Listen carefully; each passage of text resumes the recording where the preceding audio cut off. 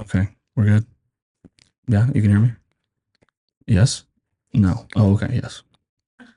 Need some confirmation. I get scared. We have too many things. I'm gonna blank out on talking. I'll be like, zoned out of there. Okay, well, hello everyone, and welcome back to another episode of Matrix Dialogues. You know who I am by now, I hope. You should. If not, oh well. We are still here on day 2, 3. I don't know. We're just here in New York. With another really good friend of mine, Miss Tahis Casas or Casas. I don't know if I'm butchering that. I'm white. I'm sorry. you said it right. And so Tahis, thank you so much for just being great. You've been awesome. I know you've been busy, kind of enjoying your downtime now that you have a life again. Yes, I'm so excited. But she's been great, offering just advice or where do you want to go, what do you want to do. So I appreciate that a lot. So, and now we've got her here today. We're going to do some big back activities. We sure are. We're going to eat, see New York a little bit. So. Yeah. Well, how are you? Let's start there. I'm good. I feel like post-marathon, I'm a bit tired. Yeah. I just want to sleep and eat, and I just want to eat the worst foods. That's what my body is craving. So I'm just like, that's just been me for the past, 2 weeks already? Yeah, it's about to be 2 weeks, which is so crazy. But other than that, like, I feel good. My mental's good. Yeah. So I can't complain. You ready for London? Not ready for winter training because that's just gonna be a different beast. Yeah. I don't know what I'm gonna like more. So I don't know what to expect, but I'm ready to like push myself and I'm ready to make a comeback and just do better than how I did in NYC. Yeah. I mean, you didn't do bad. I think it's being able to separate that the first time you do anything, it's not super great. Exactly. Anyway. But that's the beauty of it, though, is now you kind of know, like, okay, this is what I felt like at mile 20, or this is what I feel like here. And so, okay, what can we do to help that? And as you told me, like you were struggling with your quad a bit coming up to race week. So you had to take some time off so that you could even run the race. So if we can prevent injury next time, right, then you'll be even better. You don't have to take that. I'm like, fingers crossed. Yeah. That's not the case. But so much of it is, like I said, just a learning thing. You have to learn what you don't do right so that you can then fix it and get it correct. Absolutely. So let's talk about New York a bit. How was it? How was the New York City Marathon? It was amazing. Like, so I've lived here my whole life and I grew up here, was born and raised. So I actually got inspired to run it last year because I went and I supported a friend and I was just like, this is incredible. I've never seen like New York come together the way that it did. And I had seen people like do marathons before, but like I never went to cheer them. And so once I saw that, I was like, oh, I need to do this. And it was everything that I could have ever imagined. The crowd is insane. Like, it literally feels like it's a concert. I think there was like 2 million spectators. Like, that's insane. It's insane. That's a lot of people. It's insane. And there was even a point like in Brooklyn where there was like no distinction between the runners and like the spectators. Like, it was so narrow. It just felt like one big block party. Like, it was insane. The course was hard. Yeah, hilly. Heard. So wait, can I curse? Yeah, fuck yeah. No, we're so cool. Course is hard as fuck. Yeah, I know. This is an explicit podcast only. If you don't, you can't be on the show. Do I have to be polite? Okay. Yeah, let that shit go. Yeah. So the course is hard as fuck. Everything just felt like, at one point I was just like, everything's an incline. Like, if it's not a bridge and I'm going downhill, everything just felt like an incline. But it was amazing. I had no expectations. I just allowed for this to teach me whatever I needed for it to teach me. And I went with an open heart and an open mind, and it was great. Like, during it, I was like, I'm never doing this again. And after I finished, I was like, oh, I'm doing this again. Yeah. So for me, it was like my first one. It was like for the first probably like week or so, I was like, fuck this. I'll never run a marathon. Really? It took me a little longer to come around, like a week. We're like, nah. A week. But definitely in the race, I was like, why the fuck am I doing this? Yeah. You need to do NYC. You'll be like, this is a life changer. I've heard everyone who's done it has told me like, you have to do it. It's insane. Like, there's people like passing you like beer, shots, pickle juice, food. Like every block I went to, there was like food, like here, come pet my dog, like high fives with the paws. Like it's just insane. It's a vibe. It's a vibe. Yeah. Like everyone I know has done has said nothing but great things, but I keep trying to qualify the OG way, the lottery, and I'm not fucking fast enough, despite how fast I am. So. I mean, you can do the lottery. Yeah, but it's so it's. So, I mean, it's like 2% chance to get it. What 70,000 is what y'all do? 70. It's insane amount of runners. This marathon was the biggest marathon of New York. Like we broke history. I think it was like 55,000 runners. Yeah, that's insane. So I'm part of history, guys. Look at you. Like hello. But no, I mean, I'm definitely either going to do the charity or something in the next year or so, because it's not too bad. I mean, like you could find one for like 2,000. Yeah, no, it's not bad at all. What do you think was the most challenging and most rewarding part of the experience for you? I think the most challenging aspect was the most rewarding. So it was like sticking to being consistent and having to run when I didn't want to, having to run when I was sore, when like life was just lifing. And it was Don't like, give a fuck about that. Yeah, right. And it was like, well, I still have to do this. Weather, like the weather was so challenging to navigate during the summer. Summer running is not a vibe. That humidity, I was like, please, like it's brutal. It's really bad. It was just like a lot of waking up at like 4 or 5 a.m. to do these 6 a.m. runs so that, I'm beating the heat and the humidity. And it's just, I think just being consistent and being disciplined was like the hardest part, but also the most rewarding part, because my training like showed day of, like my body came through for me and it did as much as it could do. And that was only because of the consistency that I had without my training. So it was like, it just made me realize like if I apply myself to something, I can achieve it. And so that was definitely the challenging part, but also the most rewarding. Definitely. I was going to say, I watched you like a lot during the race. I was watching your little on the app. My reels. Yeah. Or like, no, on the app. Like I was watching, like live. I could see you. And I was like, you didn't really fall off. Like your pace was pretty consistent. You didn't have like a point where it was like, it was pretty average. I was able to maintain it. Yeah, you were consistent. So despite being a little, you didn't really have like a point where it was like, oh fuck, like she's dying, because I was worried about you. I was like, oh fuck, I know she says she's hurt, like, oh my god. And I just kept checking. I was like, okay, she's staying like right that like 12-minute pace. She's staying there. I was so surprised. Yeah, so that's kudos to you. But yeah, I think what you said there, the consistency is hard. It's so hard. You've done some tries, but it's like all my friends who've done Ironmans or anything have always said the running for a marathon is so much different, because it's like you're tired of running. It's like, guess what? You get to run again. It's not like, oh, I'm tired of the pool, like, oh, I'll get on the bike. Or, oh, I'm tired of the bike, I'll go run. Yeah. I'll go get on the bike. Like, you've got these options to pick from. For running, it's like, hey, you feel like shit? For running yesterday, guess what? Today, same thing. Run that shit right back again. And like mentally too, like you're just doing the same thing for a couple hours. And it's like, all right, my feet are kind of tired. Alex and I talked about that yesterday. It was the mental aspect that accompanies fitness. Yeah. And I think running is one of the only ways to kind of ensure that you get that, because there's not like a hard set in the gym's like what, like a minute. Yeah. You push a hard set of 8 to 12 reps. It's like a minute long. Right? Like running for a medium long run is, like hour to 2 hours. Yeah. And it's so that like really building that mental toughness. I would say I can also think that the discipline is the most rewarding part. You get to see it. Like when you told me like I'm gonna run NYC, I was like, oh shit. And then you're like, I'm nervous though. Like this is a lot. To get to the end of the race, and it's like, oh, like that's how much I grew during this time. Like here's the proof I have to show myself. Like I wasn't able to do this kind of thing 4 months ago, and now but I did it. I can do it.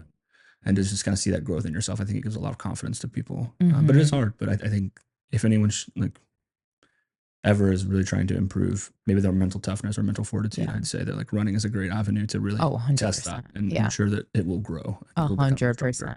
Yeah.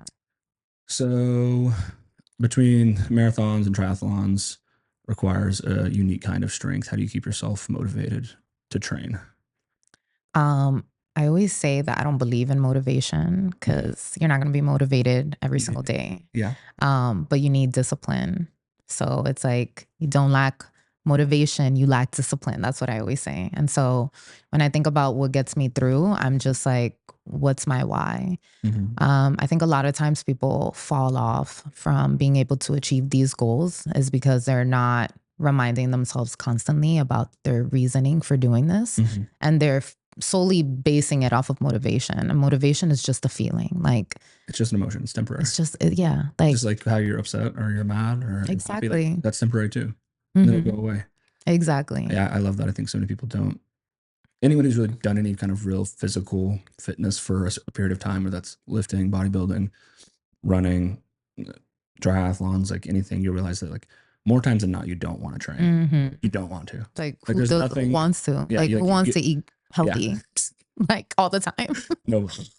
But yeah, it's like there's days you wake up and it's 38 degrees outside and like you got to go run a little bit or bike a little bit. It's like, you know, I don't fucking want to. I don't want to. You know, but like you said, you have to remind yourself, be like, disciplined.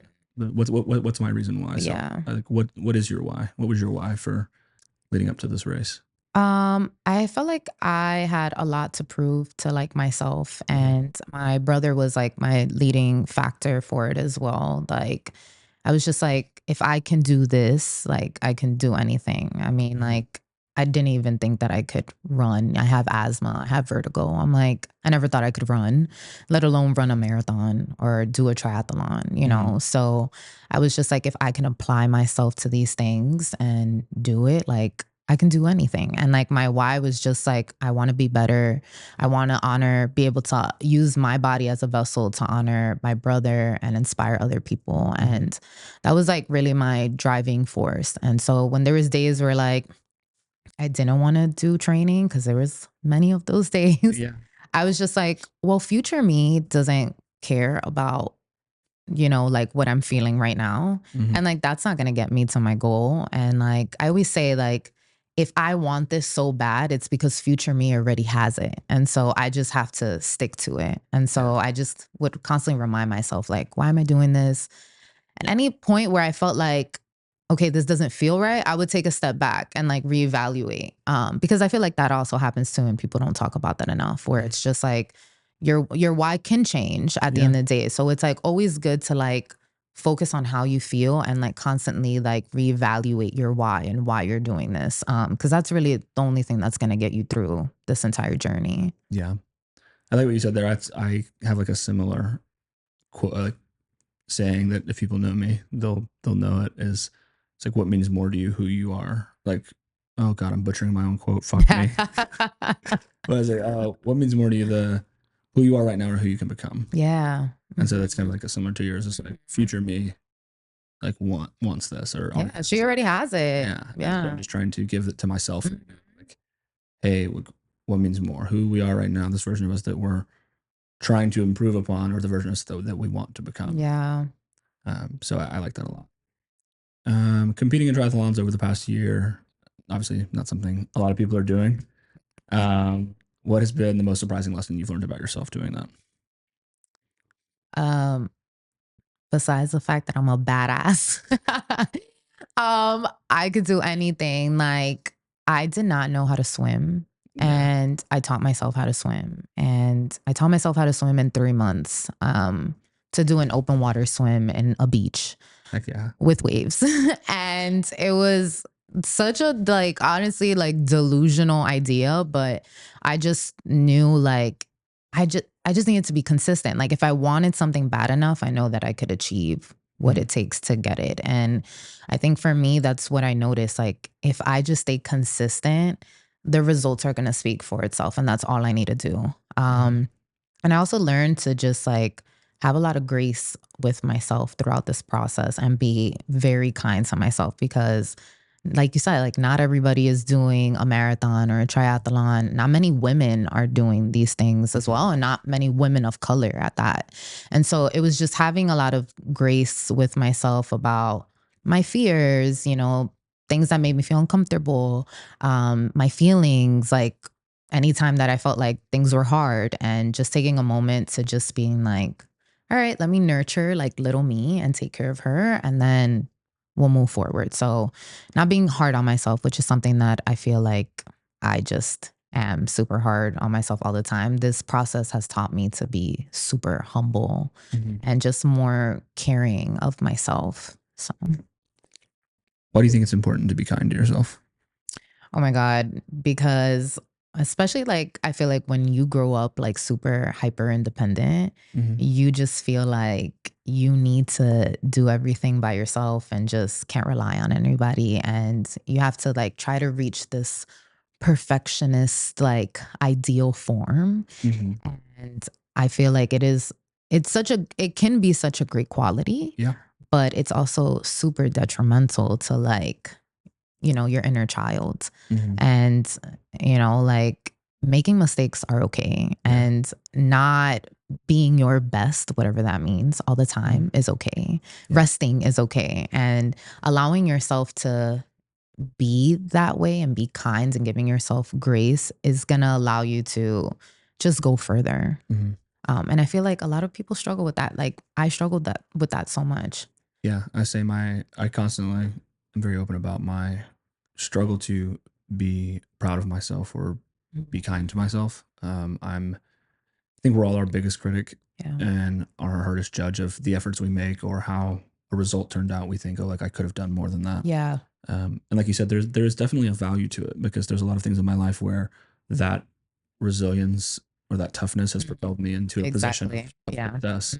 And so it's hard to then, like, I guess, pull it back and go like, oh no, now it's damaging because like, well, no, there's plenty of times I can look at and go like, no, this has been really great for me. Right. And so like you said, I think holistically to our individual self, it's going to be the toughest because it's always like, it's so easy to give it to someone else. I was listening to a podcast on my flight here to New York, and it was with Matthew McConaughey, and he was talking about this exact subject. And he said, like, I'm trying to learn to give the same thing to myself that I give to others, that gentleness, that softness, that love.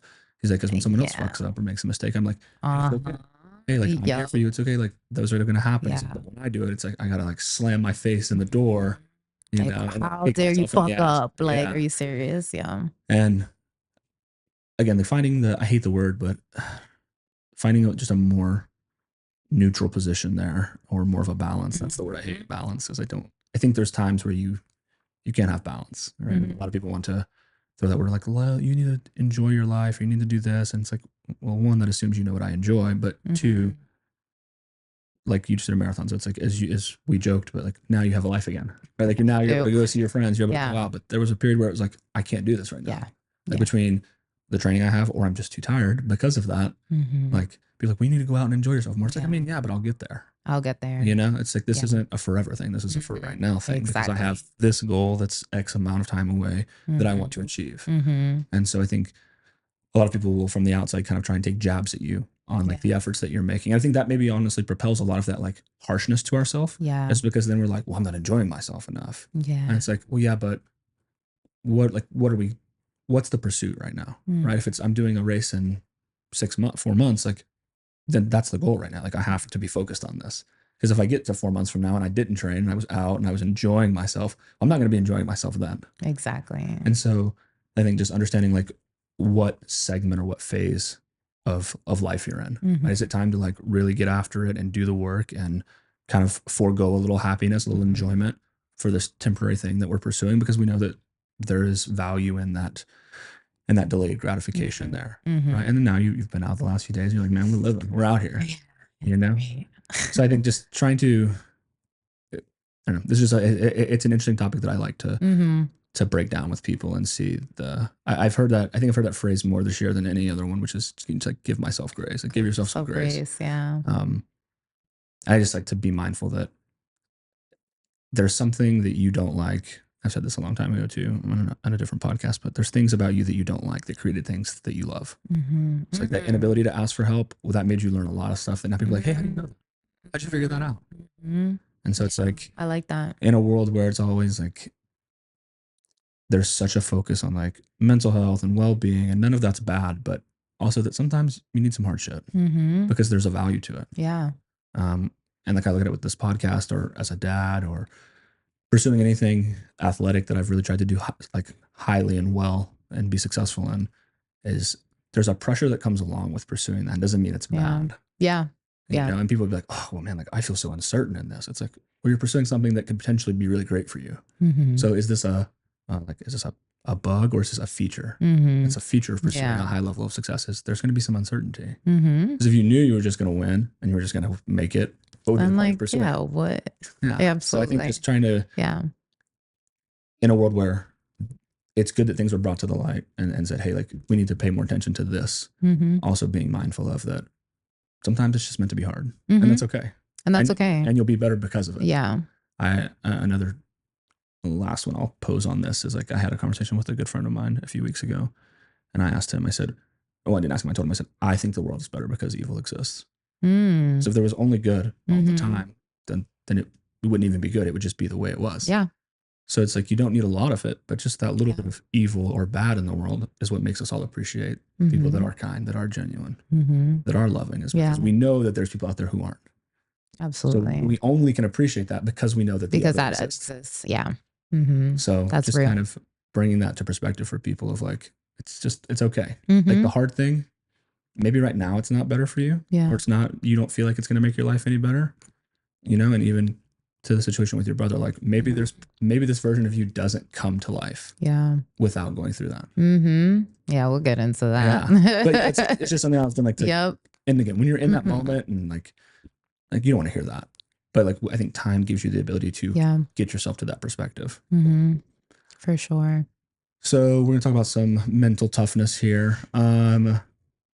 Between the running, the marathon, and the triathlons, both being a physical demand, we kind of briefly touched on it, but what do you think you do to stay mentally strong? Like when your body wants to quit. I know you said that there were some portions during the marathon where you're like, I don't think I'm going to make it. Yeah, there sure was. I blacked out at a certain point. I totally blacked out at a certain point. I just I always tell myself I can do hard things. And I think that is constantly I remind myself of that. Anytime something feels hard, it's like I've been through hard things and I can continue to go like do hard things and move through these hard things. And in those moments, like I just tell myself, like, you can do this. You know, a lot of it is just like a lot of self-love. Like, you got this, you can do this, keep on going. I think also making sure that like I'm mentally strong. I meditate a lot, do yoga, and I have a lot of time to just self-reflect. Which I think helps a lot. Like I am constantly reflecting on a long run that I had or a training or how I'm feeling after swimming, and all of these things. And I think that helps me to better understand myself and my feelings and know how to help myself out during these like difficult times. And reminding myself too that like I've gotten here, like, you know, like I've been through so much and I've gotten here. So why can't I continue to move forward? Yeah. Like you've already made it this far. Yeah. There's no way I could not continue. Exactly. I mean, I think that's a beautiful place to get to, but it definitely takes time. It does. Do you think that self-reflecting, that meditation that you do you think that helps you face some of that self-doubt? I experience a lot of self-doubt all the time. Oh, I'm a complainer. So like I complain a lot. Like I'm going to get through things, but I'm going to complain through it. About it though. Yeah. And I think to be honest though, that also helps me. Like being able to vocalize how I feel and complaining and like getting rid of it from my body and my mind and not letting it stay trapped in here. It has helped me so much. And like some people may like view it as like, oh, like, I don't know, like you just complain and bitch about it all the time. And I'm like, yeah, I do though. Like I honestly do. And it's helpful. And that actually does help me to be strong. I know it sounds kind of crazy, but no, I mean, it does. I have a really good friend of mine, Christian. He is a avid complainer. Yeah. But he's just the same thing. He's like, I'm gonna do it. I'm gonna do it. But I'm a bitch about it. Oh yeah. One thing about me, I'm gonna get it done, but I'm gonna complain, I'm gonna cry. Like, yeah, I'm gonna go through all of the emotions, but I'm gonna get it done. Work will still be completed. Yeah. There will be many complaints. Yeah. And that, I don't know, I feel like that does help with mental because it's like, now it's not living in my head. It's out of my system and I've made room to then like fill it up with actually like, okay, well, let me rationalize like why I feel this way. Oh, I'm scared of that I'm not going to be able to complete this marathon because I'm injured. Okay, well, what happens if everything does go right? What happens if like I don't feel any pain? Like then once I'm able to bring my fears to life and speak them out loud, I'm able to comfort it with, well, what's the opposite of that that could actually like turn out really positive, you know? Yeah. I think when you face your fears, you realize that they're not as big as you thought they were. Oh yeah. Like It's just us like spiraling. I be spiraling. Call me a notebook because Yeah. I'm a spiral. No, literally. Like I'm just like, But yeah, I've learned a lot in my time in therapy that a lot of things that I thought I was afraid of, I was, but to a much lesser degree than I had anticipated. Like in my head, it was this monster and it's so huge. But then when I faced it and actually like got the courage to, like, I guess, yeah, just face it, it was like, oh, wow, it's actually not that bad and very manageable and very like, I can overcome this. Anxiety is just a beast, and that's what it is. As far as like when we coming back to the self-reflecting, do you think that helps you also navigate, or has it taught you anything about managing setbacks or when things don't go as planned? Not just in running, but in life. Oh yeah. Like trusting the process, trusting that everything is going to be fine. And I think it's so hard to do that.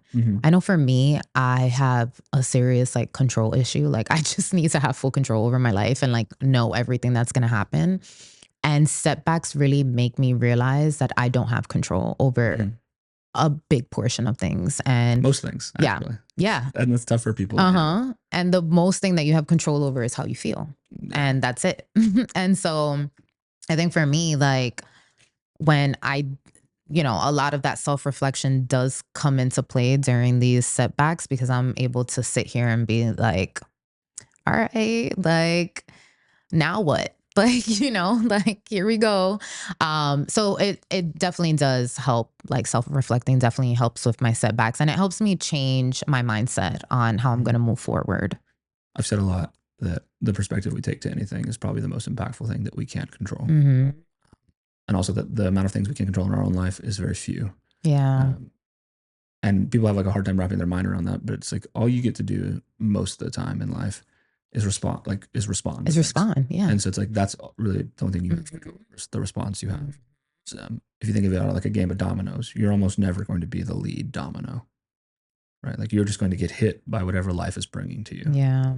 And then it's going to just hit someone else. Like it's not biased. It doesn't take any personalness to it. Like it's truly just like it's happening. Life is just doing what it's doing. Yeah. And so just being okay with that. You'll be out of control most of the time, but most of your life is going to be made up by the things that you do control. Yeah. But most of what happens to you is going to be out of your control. Yeah. And also like realizing too that like things are not happening to you, they're happening for you. And like, I know that's such a cliche like quote or whatever, but it is true. A lot of the times, like there's very unfortunate things that happen to us that we experience in our lives, but they don't define us, and they're there to like make us better people if we allow it to. And I think that like every setback, there's a comeback to it, as long as you're willing to make that step. I think a reframe I've heard of that really is powerful to me is like, as you're someone who says you like to be in control, is it's not happening to me, I'm happening to it. I like that. I'm gonna start using it. It's like, oh, like I didn't like this injury didn't happen to me. I happened to the it. injury. Yeah. Like, injuries happen to everyone. Like a lot of people tear their ACL. Like I'm happening to it. Like it just gives you like again this it alters the perspective to like this has happened to a bunch of people. I'm happening to it. Like it's its own thing. It exists separate. It's its own thing. And I'm just in Can't that control spot. it. Yep. I'm happening to it. And so I think it's an interesting reframe to that issue. We're gonna get into the deeper stuff now. Cool. So for anyone who doesn't know, Tahis lost her brother. What was it? How long? 2023. 2023. Yeah. So losing a sibling, definitely. I can't imagine. I have 2 sisters. I don't know. I'd be a mess, even though they're both turds. Yeah. A train wreck. How has losing your brother impacted your perspective on life and influenced just the way you live collectively? Yeah. The harsh reality is like being like, I don't care about a lot of things now, in the sense of like before I would get so fixated on like little things that would make me upset or sad. And now I'm just like, oh, like, why would I be upset at this? Or like, who cares? Like, a lot of it is just like, who cares? Like, because life is so short. And when you go through something that's such a big loss, it's just like everything else just kind of seems very like minimal to like your grief and what you're feeling. And I think for me, like my perspective changed a lot, and just like how I want to live my life, the person that I want to be, what I want to do on my time on earth, and the impact that I want to make. Like, there's really no time for me to fuck around. Like, that's kind of how I feel. And like this sense of just like knowing what you want. I'm kind of just like, well, I lost one of the most important people in my life. Like, I've been through that pain. I'm not settling for anything at this point. Like, I know what I want. I know I'm such a different person. And it's just like, I'm very sure of a lot of things now. And that change happened so quick. And it's kind of like really crazy. So you'd say that the I don't care a lot really just helps you kind of take perspective to things that actually mattered. Like, not valuing those like little, maybe not so important life things. Like, should I be so worked up about No, this bitch said to literally. me at the store? Right. Or Like, whatever this, I don't know. It's just something that typically is not like a high value. It's really not yeah, it's not a big deal. exactly. Because of this, like you said, time is so valuable and we have so little of it. So it's like, what do I want to let impact me? What do I actually want to give my effort, my energy to? Yeah. I think I find it interesting that you say it gives you like kind of a sense of urgency. Yeah. Like, now I don't have time to fuck off. Yeah. It just kind of like, again, shaped your perspective to time. Yeah. Time, because he passed away at such a young age. He was 31. So it was just like, well, I'm almost 31. I'm turning 31. No, oh my God, next year. So I'm just like, yeah, like imagine if I only had 1 year left, you know, I'm going to do what I need to do, and just like being sure of things. Like, I think a lot of it is just like this autonomy that that I now have over myself, that you know, when you're in your 20s, you're kind of just like, la la la, I don't know where, you know, things are going to kind of lead me. And now it's just like, even my boundaries, like I'm just so strict with everything. No, I don't want to say I'm strict, that's not the word, but in terms of like my boundaries, right? Like, I have strict boundaries now. Like, I know like what I'm going to deal with and what I'm not going to deal with. And I'm just very like, yeah, sure of things. Like, that's kind of the best way to explain it. Just an increased awareness of certainty. Awareness, yes. A huge increased awareness. So I had this interesting conversation yesterday with Alex when we were at the gym, and we talked about that so many people in their 20s think they have to figure it out. Yeah. And it's like, I think the opposite. I think your 20s, like, you have to fuck it up. Because that, like, how it was like, you look at anything in your life and it's like, what do you learn from? And you learn from the mistakes.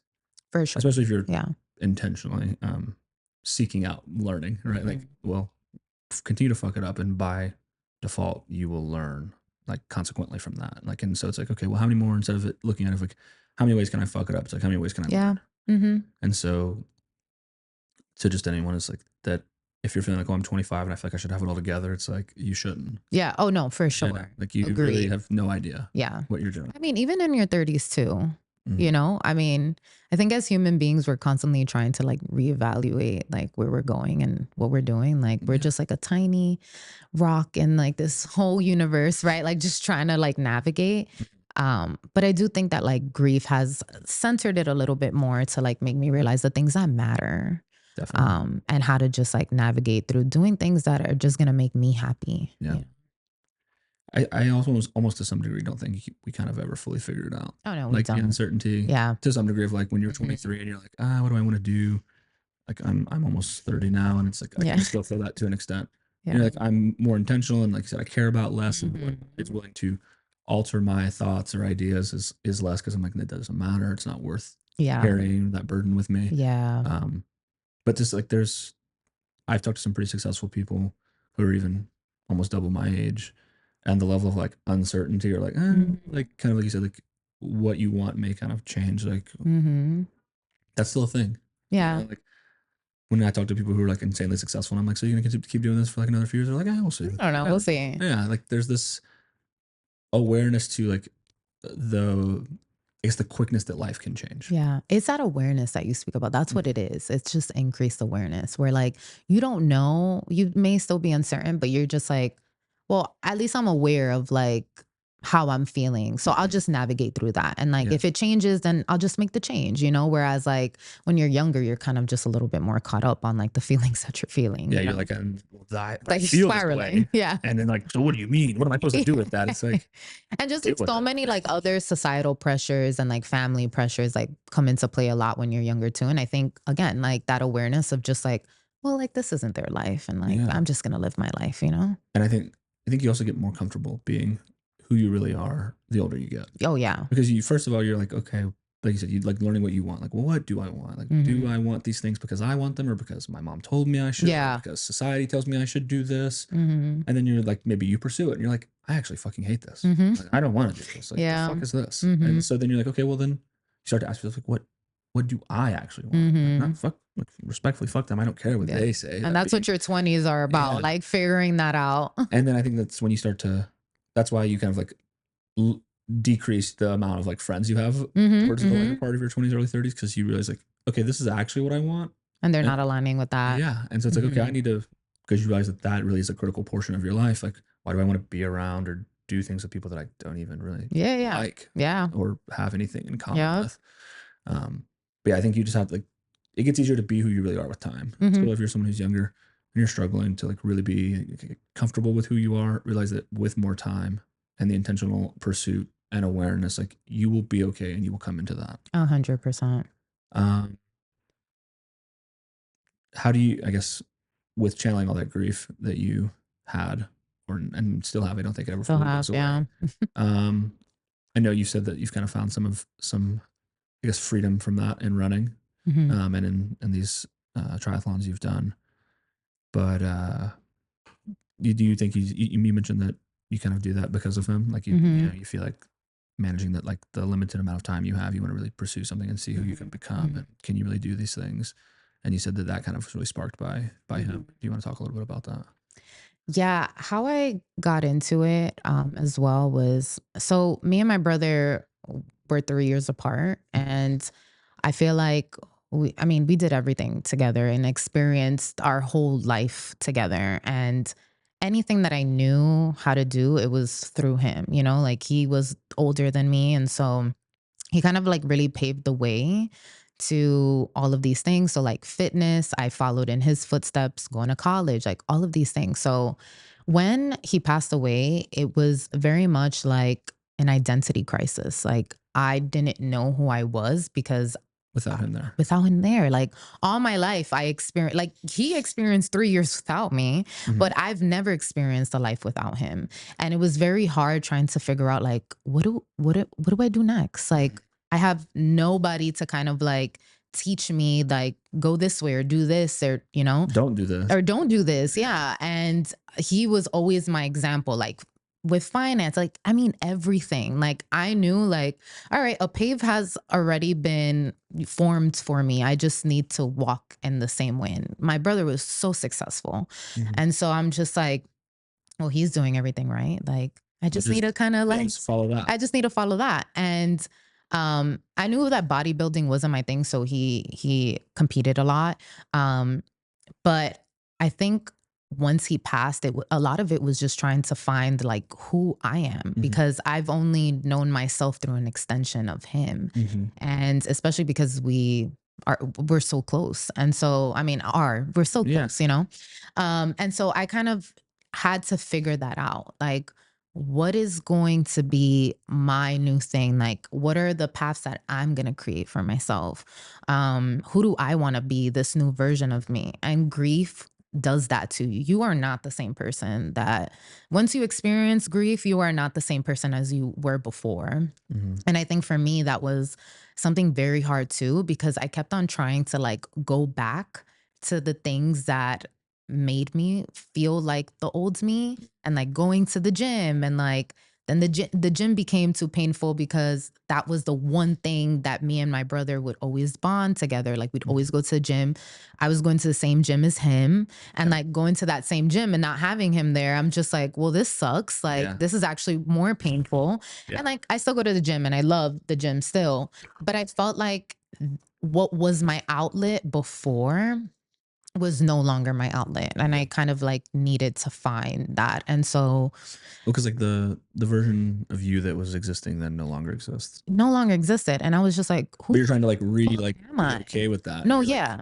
Oh no, that's a hard pill to swallow. Like I was like, when I tell you real identity crisis, like I just didn't know how to function, and trying to pick up hobbies and keep yourself like entertained and like moving and trying to find the purpose. Like I didn't even know what my purpose was anymore either. And it's kind of like this whole like the world for you comes to a stop and you're just like trying to figure everything out. And I felt like endurance training saved my fucking life. Like it was the one avenue that I felt like I was able to challenge my mind, and it was an exact reflection of my grief process, and it has helped me tremendously. And yeah, I run for my brother and I do it for him, but I also do it for me, and I do it for the love that I have of him.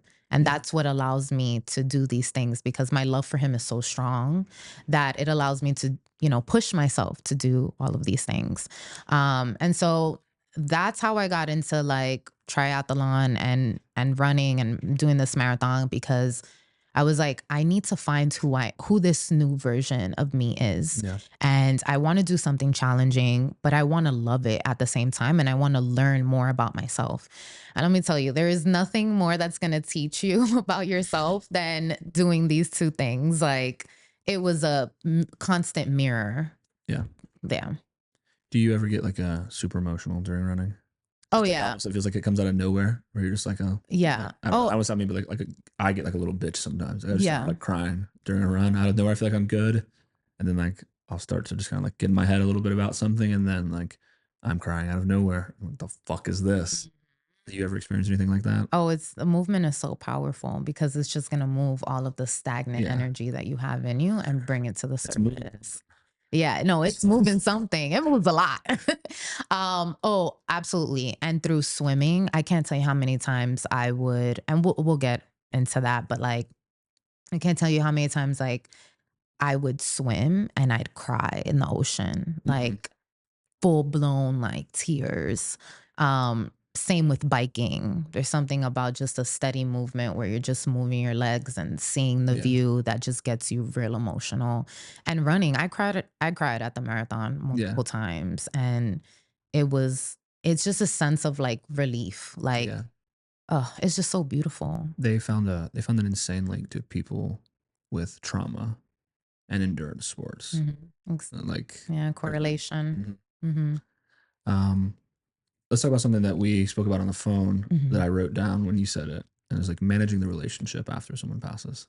Something kind of a lot of people ignore, but it's still, like you said, it's still like a component. Like it's there, that relationship still exists in a capacity. It's just different now. Like this person isn't here sitting across from you like you and I, but there's definitely still like I still talk to them. I still like think of them. I still do those things. So what does that mean to you now? Yeah, my brother's everywhere. Like, I mean, I can't see him, but I could feel him, and everything that I do, like he's in my heart, you know.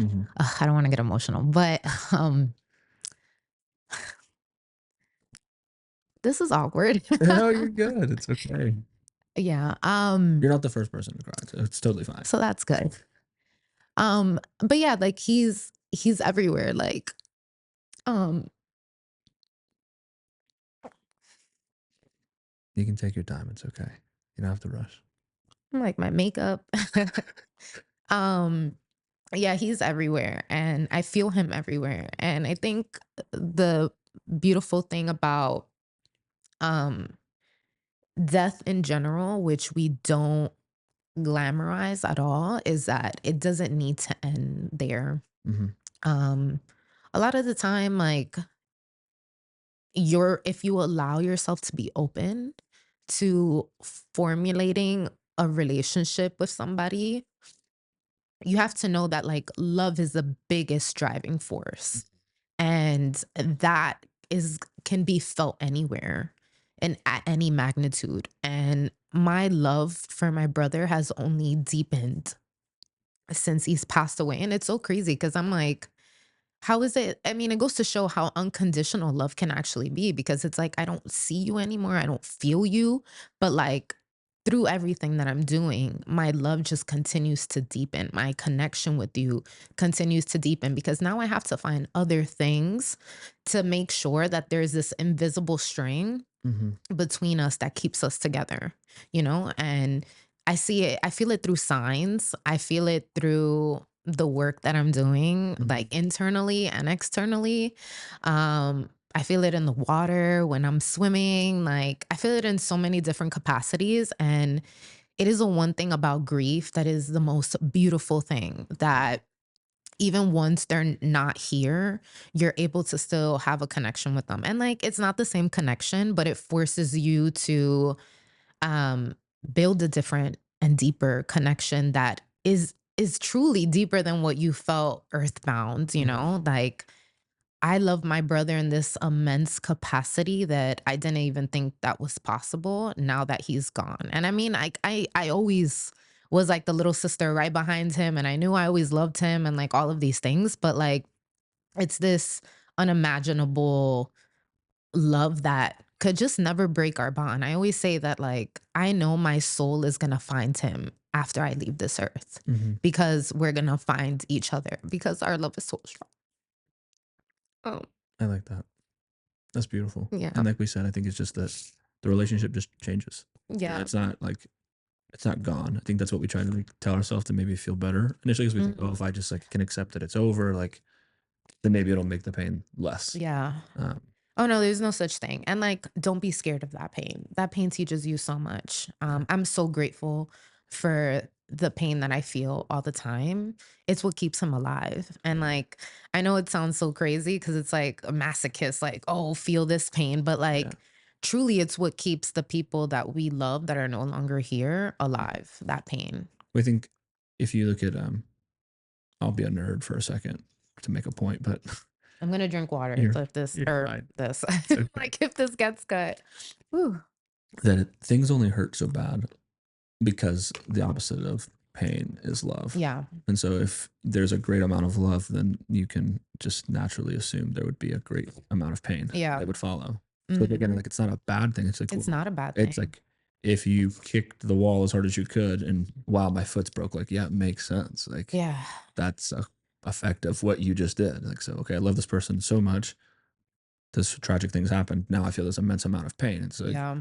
and so people are like, that shouldn't be like that. It's like, no, it should be like that. That's exactly Mhm. what it should be. Mhm. Um, how long did it take you to kind of move into that position of gratitude from it?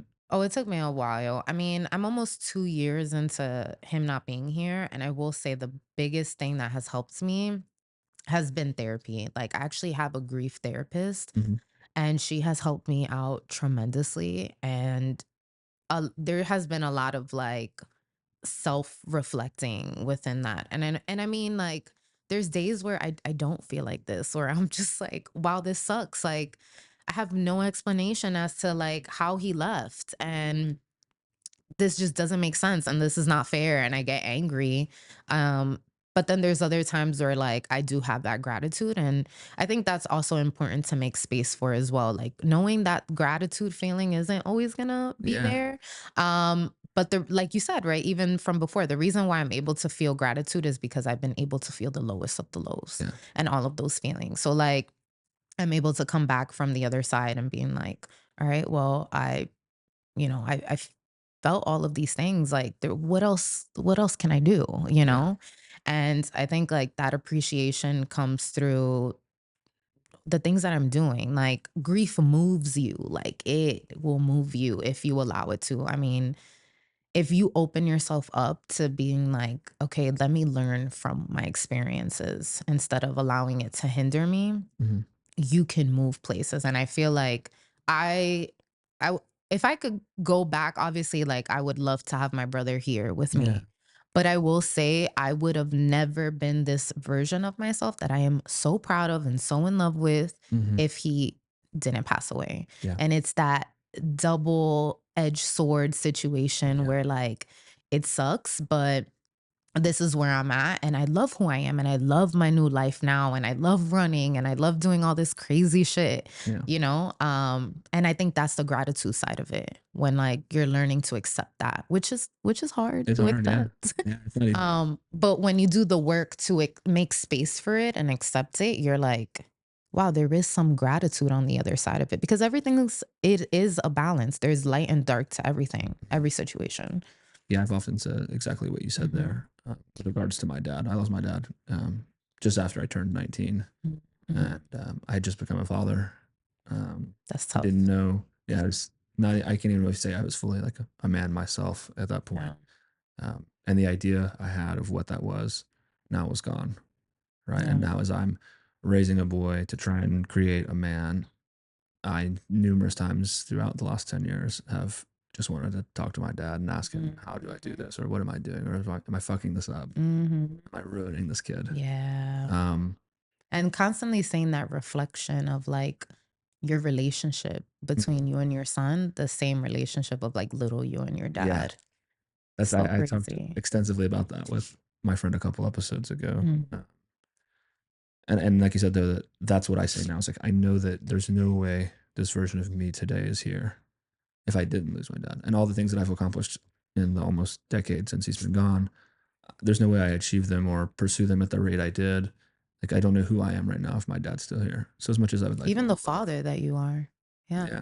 As much as I would love to like just sit and have a conversation with him and ask him like how he thinks I'm doing and is Bentley doing what he thinks I like the best that like what he would do, like how I was. Like you said, being able to see that like inverse flip of looking over at my son when we're in the car and realizing like I know what it's like to be in that position. Yeah. Like I know what it's like to be the little boy like looking at his dad. Yeah. And that's like a like full circle moment of life that's very like trippy to experience. Very emotional. It's so crazy. Yeah. But again, there to like you said that like to get to that point of gratitude and appreciation, like it's hard and it takes time and you have to be willing to manage the grief and the pain or you'll never get to the gratitude because I was so angry and so hateful for like years. Like it took me significantly longer than it's taken you. So I have much admiration and respect for you to get to that because I was just bitter. Like I was so angry. So angry. At just everything. Just feels life isn't fair. Yeah. Like, why me? Yeah. Like, why him? Yeah. Like, why now? There's shitty people in this world. Take their life away, you know? I think that's what I mean when I say life isn't biased. Like, it's not personal to you as much as we try and make it like it doesn't discriminate. Like, no, it doesn't care. It's going to take whoever.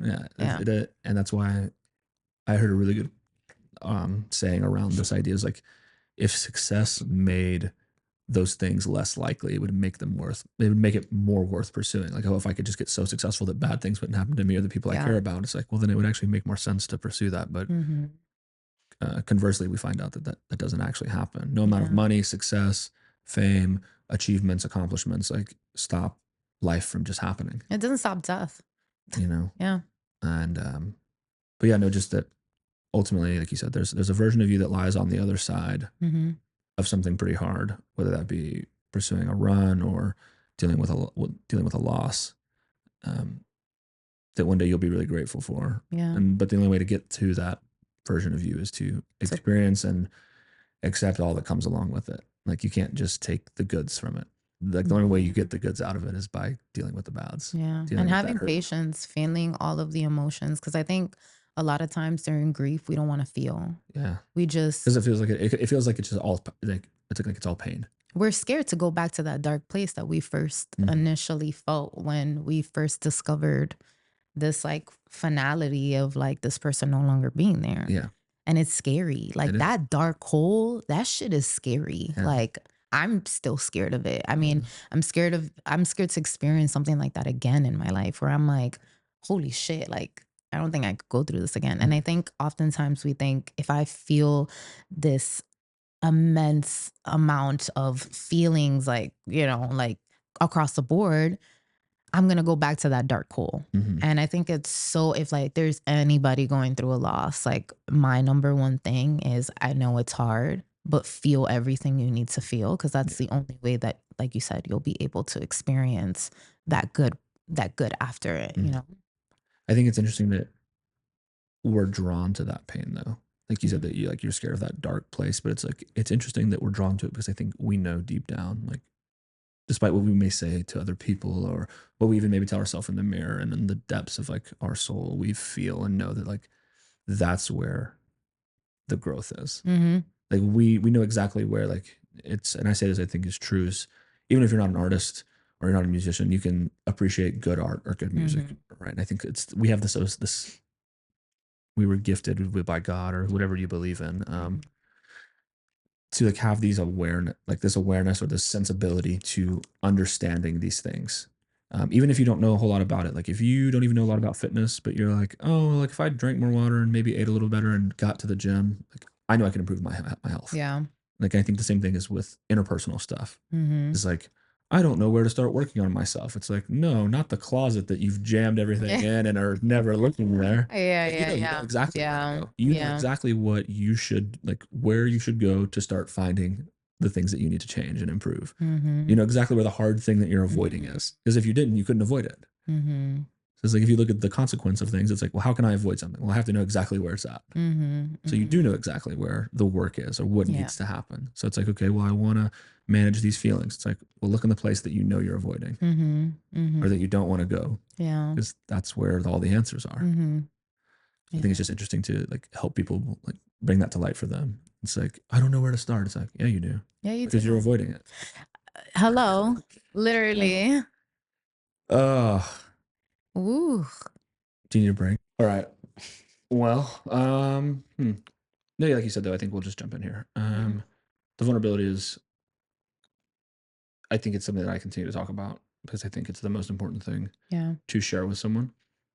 Even if they don't appreciate it or they don't value it, I think you should still show it. Yeah. Because then it's just the expediting factor to maybe get that person away from you. Because if they don't like it or they can't handle it, well, then they're not, like, they'll remove themselves.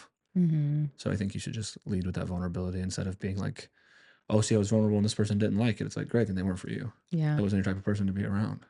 Like, again, just like learning who you are, what kind of people you want to be. You know, I've holistically told people, like, I don't want to talk about bullshit. You know, they're like, hey, how's the weather? How you doing? Like, I don't talk about that shit. Like, tell me about your insecurities. Tell me about your fears. Tell me about like how you manage hard things in your life. Like, I don't want to just talk about this mundane nonsense that we're societally told that like we're supposed to have. Like, I think about things at a deep and overwhelming level, and I contemplate life in ways that probably would terrify most people. Yeah, same. It's like, but then for those people who it was too much for, then like I don't want to talk to them anyway. Yeah. Because I want to talk to people who want to have the conversations that I want to have. Yep.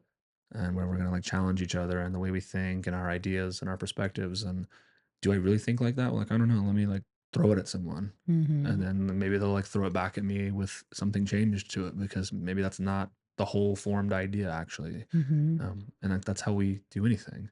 It's like we speak out loud and we say what we think, and then we realize like, oh, does that sound as good as I thought it did? Or was someone like, what the fuck are you thinking? And maybe it's like, again, deciphering whether that's because they just don't think in the same way. Yeah. Or even from that, I think you could take something away from it, like, oh, like they're pretty close-minded then. Okay, great. Or maybe I just have a really wild idea. Yeah, like, okay, fuck, shit. Let me check myself here. But yeah, just leading with vulnerability, because it's real, and I mean, it's not for everyone, so it's great. Yeah, I think that there's so much courage and vulnerability, like in a world that just demands you to be so strong all the time. Yeah. Like, right? Like strong woman, strong men. Like I cherish vulnerability, and I think it took me a long time to actually even get there too, because I was definitely like, Same. right? Like, okay. I was like, especially as a man, I think it's like, it makes me weak. Yeah, If right. I'm Like really crying vulnerable. makes you weak, and like you're taller. I mean, you also was in the military, so like that's a whole nother layer to it, right? Like, oh, let you cry. Like, hello, no, that's not a thing. It's not. But like there's so much strength in being able to release and being able to let your guard down and all of these things. And like, it's actually strength and not weakness. Yeah. And I cherish it so much. I mean, like, even just crying now, like, before I used to have my friends for the first time, they saw me cry when like I have friends that are like 10 plus years. They probably recently started seeing me cry like 3-4 years ago. You know, like I was always a friend that just never cried. And then I started learning like, oh, these tears are actually like not a form of weakness. They're actually like a form of strength that I'm able to take so much courage to be able to talk about a really hard time that you're having or express your feelings or like all of these things. And anytime someone's being vulnerable with me, I'm just like, these are like, you I'm appreciate proud of you. Yeah. And I said, I don't know if you met him or not, but I'm talking with Cameron. He's one of the photographers for Dark. He's the bald tatted guy. Yeah. And him and I've just stayed really great friends and continue to like deepen our relationship. And it's primarily been generated by vulnerability. Yeah. That's like so we beautiful. just talk about like really uncomfortable, hard shit, from like relationships to perspectives to like self-awareness to like, hey, am I fucking up here? Like, I'm gonna tell you the story about this thing that just happened. Tell me the truth. Do you think I'm fucking it up? You know, I've known this guy less than a year, but we've both said like we share things with each other that we haven't shared with like anyone else ever. That's beautiful. And him and I had the conversation of like that, like being aware of your emotions and navigating them actually made you stronger. But then as a man, by default, you kind of feel like there's a weakness to that. Like that's your old perception, but you actually find that like to really be a man means that like I understand what they are and I can manage my life with them rather than going, oh no, I'm less of a man because I have them. Yeah. Doesn't take away anything from you. No. And I think again, some of that's maybe driven by societal pressure, you know, and again, I think like there's a time to like, you can't be like a blubbering mess all the time. Yeah. Like you've got to like get your shit together. Or like you have to man. Yeah. You do. You definitely do. Be a man. Yeah. I mean, there is times for that, but there is times to be like soft. Yeah. Like you can't just be brash and bold all the time. Like sometimes you have to feel things. You do. Well, I enjoyed that. That was good. So thank you for sharing that. Let's talk a little bit about being from New York. You're born and raised here. What's this New York culture about? Y'all are on some extra shit here. We're a nationality. If you're from New York, I'm like, oh, if you're from the Bronx and you're New York, it's a race. Like it's its own thing. It's its own thing. Being from New York is just different. Like, I mean, there's a reason why they say this is like the greatest city in the world, whether you agree with it or not. But I feel like there's just this edge to New York, and it just builds different people. And Agreed. Like there's a slogan like New York or nowhere. It's like, yeah, that's so real. Like, I don't know. I always say that my most toxic relationship in my life is New York. It's living here because I want to leave and I want to break out of, I want to move somewhere else, but I can't. Like it just keeps pulling you back. Yeah. And I'm just like, let me go. Like there's so many things that I don't like about the city, but I will go to a different city and try to find New York in there. And I'm just like, man, let me go back. It's like toxic relationship. What are some things that people from New York might not, people who aren't from New York, what's some things they like wouldn't understand about the city here, the culture? Like the slang, probably. Like how we like speak to each other, I feel like is a thing. See, like you're a New Yorker when you see someone crying on the street and you just ignore them. Like you don't feel bad. Like you don't someone can have a full blown mental breakdown. And you're like, and it's Tuesday. Someone's just like, okay, it's Tuesday. Like get on my way. Yeah. Like people, you're blocking the door. No, this is gonna be so fucked up, but people in this city get upset when like they're on their morning commute and someone falls like in the train tracks or like committed suicide or whatever. Like you're like, you're fucking my day up. I'm late to work. But like, why would you do this? Like that. You could have done this any day. Right. Today. Or you could have done this anywhere else, not the train. Like or on the weekend when I not to come to work. Right. Like no one is empathetic of like, oh my God, someone just passed away, like fell in the tracks. Kill me for being like, late. Are you serious? Like, oh my God, like I have a meeting. Like, God. So it's that like, I think it's that ruthlessness that we have that people just wouldn't understand. And like, we mean well. Yeah. But yeah, it's just a New York thing. A fast life here. Yeah. It's very fast paced. I can tell you something from the South that is Yeah. different from here. It's you people up here, you people. That sounds so You weird. You people. people, you New York folks. We're different. Y'all love that horn, What horn? like on the car, hitting that Oh, fucking horn. really? You think? Oh, you know No, what? It's the taxi drivers. no, it's regular people Yeah. too. Bad because I tell you what, Damn. you come to Texas or anywhere down south. Oh, right. They'll take out their gun and stuff, Yeah, right? yeah. Okay, That's like yeah. You that's like can't the get out the you guys car. are the red state over there. Let's let's see what you're really about type shit. Yeah. If you hit that horn. Yeah. We like our peace, we like our quiet. Don't fucking come around hitting that damn horn unless you're That's trying to be about that funny. action. Yeah. Yeah, it's wild. It's that red state shit. You guys have like guns on you. I mean, we have guns too, but like it's different. It's like different. it's a different type of, I'm gonna pull my gun out on you. Yeah. It's like I think gang it's just like, violence. yeah.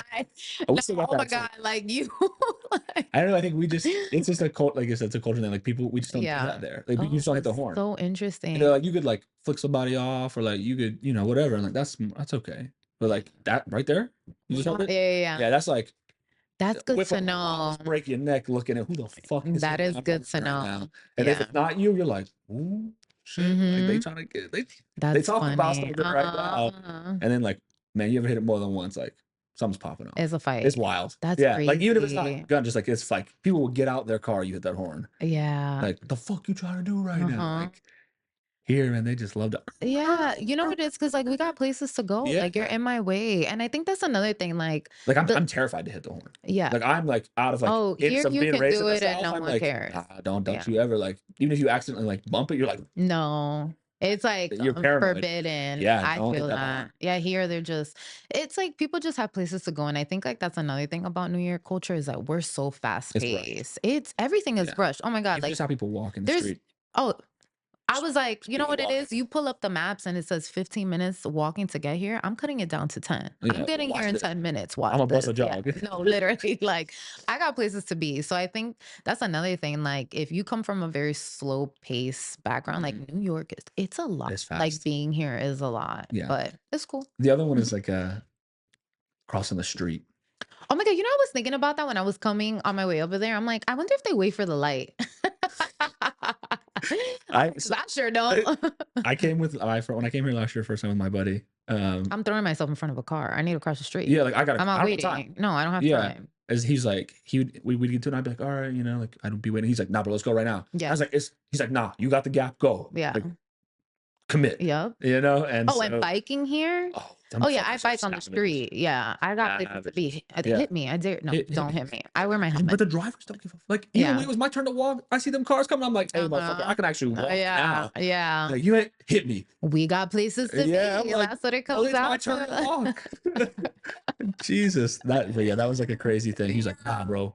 Even if, he's like that walking sign don't mean shit. Oh no, it doesn't. He's like, if there's a gap, go. Yep. Well, and if there's not, and there's traffic, we don't look at that shit. Anyway. Yeah, we don't look at it. I was like, what? Just a bit. The lights are for the cars. They're not for the people. For us. It was just wild. Just seeing that again, like I said, New York is a very different experience than anything. And like this is the downtown area, so you really get to see it. Like definitely, no, it's not. It is not a joke.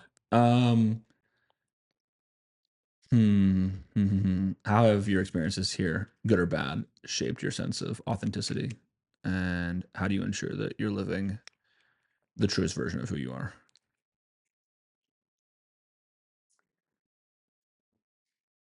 Wait, run that question back again. I feel like it's a loaded question. No, it's not. It's not. This one isn't. I said, how do your experiences, good or bad, how have those shaped your sense of authenticity, and how do you ensure that you're living a life true to yourself?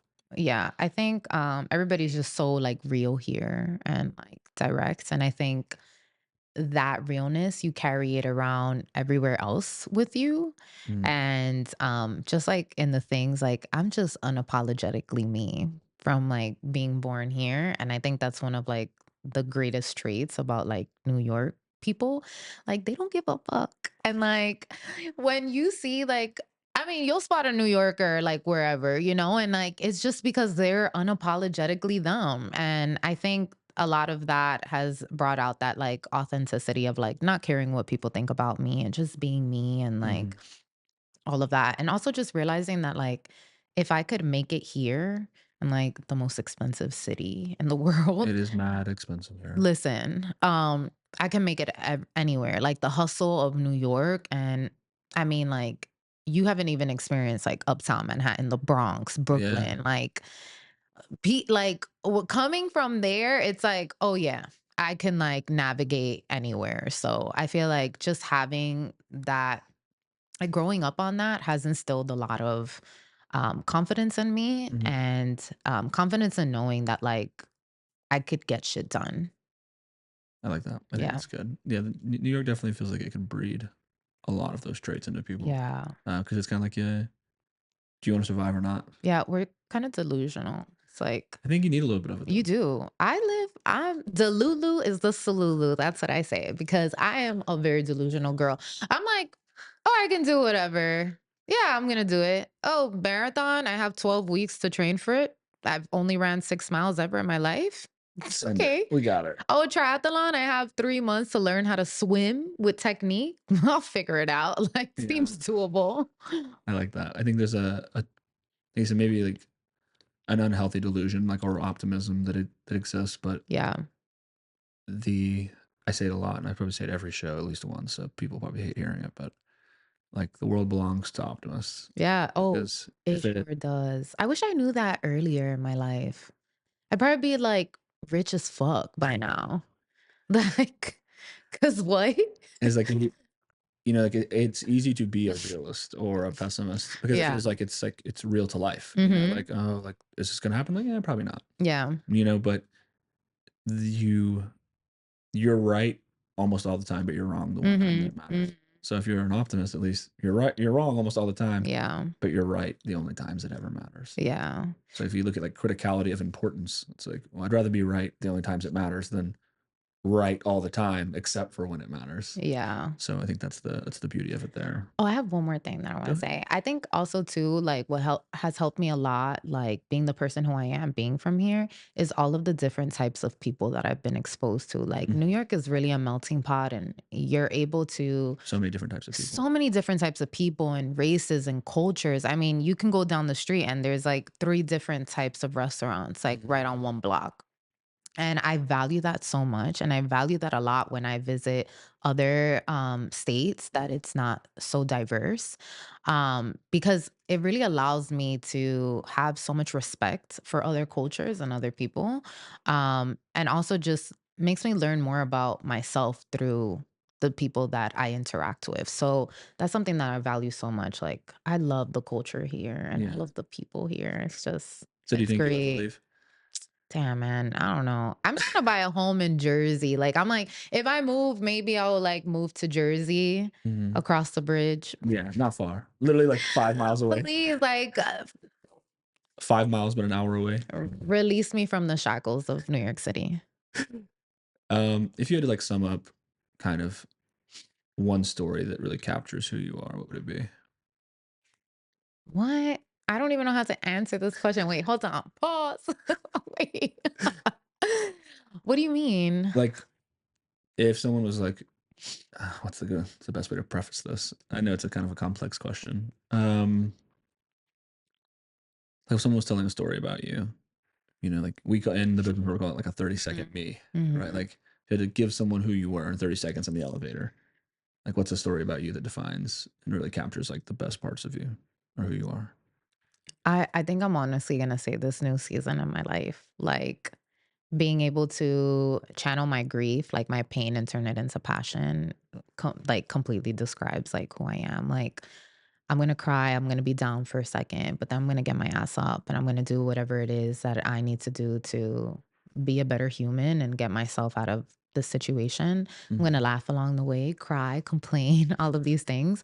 But then I'm gonna do some really amazing things. I mean, I think this story, which I don't even think like we fully got into, but it was like I've been training for 8 months, right? Mhm. Like to do this triathlon. Like I had mentioned, didn't know how to swim, taught myself how to clip in into a bike. Um, and that was such a short amount of time. And it's like really turning that, like channeling that adversity and turning it into resilience, to be able to like achieve these things. Same thing with the marathon. Like Mhm.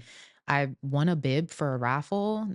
And I'm like, oh damn, I have 14 weeks to train for this. I'm like, wait, doesn't the average person take like 16 to 20? I'm here like, damn, I only ran 6 miles at like a 15-minute pace. Like, what am I about to do right now?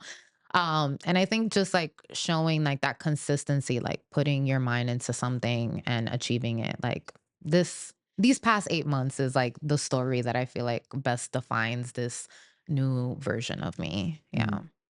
Yeah, it is crazy that it was similar to me. Like I went from never running more than like 6 to 8 miles to Right, half because that marathon. also felt like the most painful, hardest thing ever. Yeah.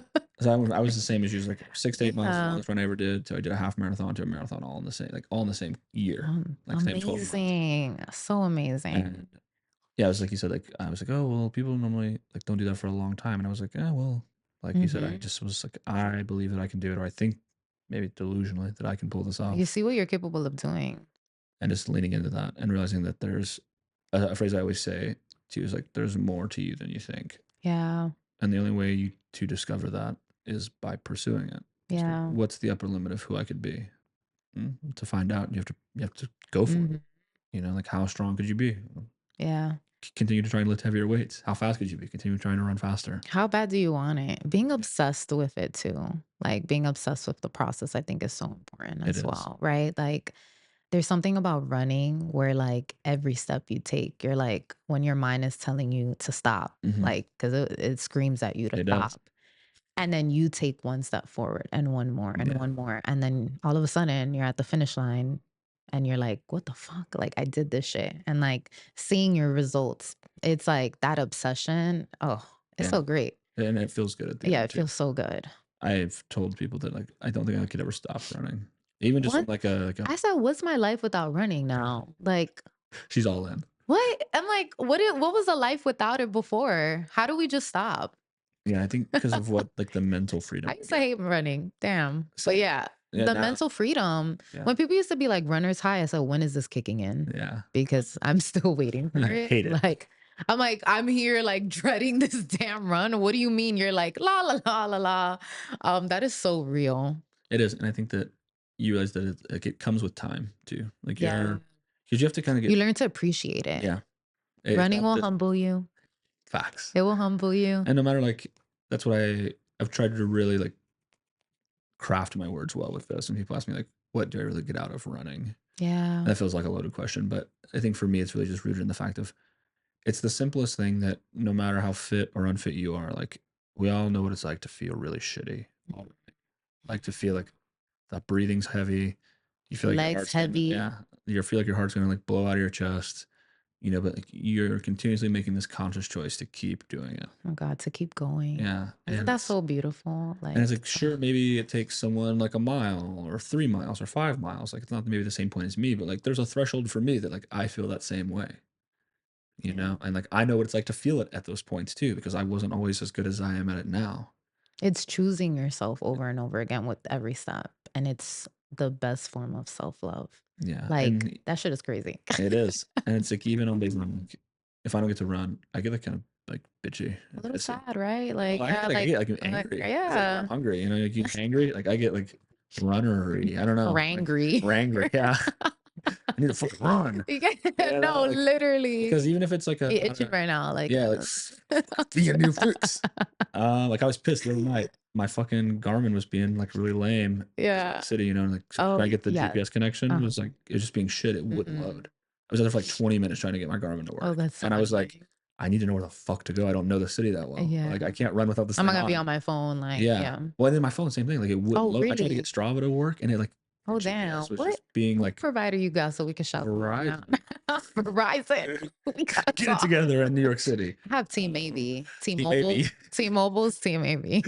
But I was mad. I was like, I don't even care if I just go for like 3 or 4 miles. Yeah. Like, I just want to go and like get that feeling that I know I'll get. And then realizing that there's days, just like with a lift, like the run, some days you're like, fuck, I don't want to do the speed work. And you're like, hey, that actually feel pretty good. And the easy 5-mile run, like you're like, why the fuck is this so hard to do? Oh my gosh. Like it comes in so waves. Crazy? Bye. Because I'm just like, I will never understand it. Yeah. You know, like you don't get to choose. You know? Yeah. It's like the workout you Oh my fear is the goodness. easiest one, and the one you're like, "It's a breeze." I stayed out a little late last night because this was just the easy 6 miles today. Yeah. You never And know what you're gonna get. It's so, like, it unpredictable. is. It's like a shrooms trip. You just don't know what you're You gonna don't know. It get. could be really great, or But you it's could gonna be teach you something about yourself at the end, like, there's a lesson. So it's just like, yeah, it's so crazy, and I feel like, honestly, like, now that I think about it, I'm like, everyone should do a marathon in their yeah, life. I've been saying it. Everyone should. Yeah. But no, just kidding. We're not promoting psychedelics. But I will say, like, everyone should Yeah, I run a agree. marathon. It will Because there's change your life. so much you could learn about yourself Yeah. in it. The medal for, like, the slogan for the New York City Marathon is like, it will move you. Yeah. It will move you. Like, doing a marathon will move you. Endurance training will move you, because Yes. it's like you said, it's that parallel of, like, real life. Like, Mhm. your marathon is a parallel of your actual life. Like, look at all the things that you did to get here, and think about your life. Look at all the things that it took to get there. And when you felt like stopping and your mind was telling you to stop and you kept going, you're here right now. And it's the same thing with running. It's like, choose yourself every step, and just make us don't you don't have to think about the long run. You don't have to think about the 26 miles or the 18 miles or whatever it is that you need to complete. You just need to focus on the next step to move forward to get you to where you want to be. And that is, like, such a great parallel to, like, real life. Yeah, I agree. Yeah, I think I say it all the time is everyone could benefit from doing something that challenging because again, Yeah. there's just so much. It's more than just a medal. Yeah. It's like what you gain, like, the marathon is just your celebration. Like, what you gain in that journey of, like, training for it is unmatched. Like, there's therapy and there's this as well. Like, if you can't afford therapy, run a Yeah. marathon. It's expensive too, though. Oh, yeah, that's true. Maybe not. It'd be expensive. I'm broke. I'm like, damn, I got another one coming up. The shoes, the gear, Listen, all mad expensive, especially if it you're doing is. triathlons. Like it's Oh my so much God. money.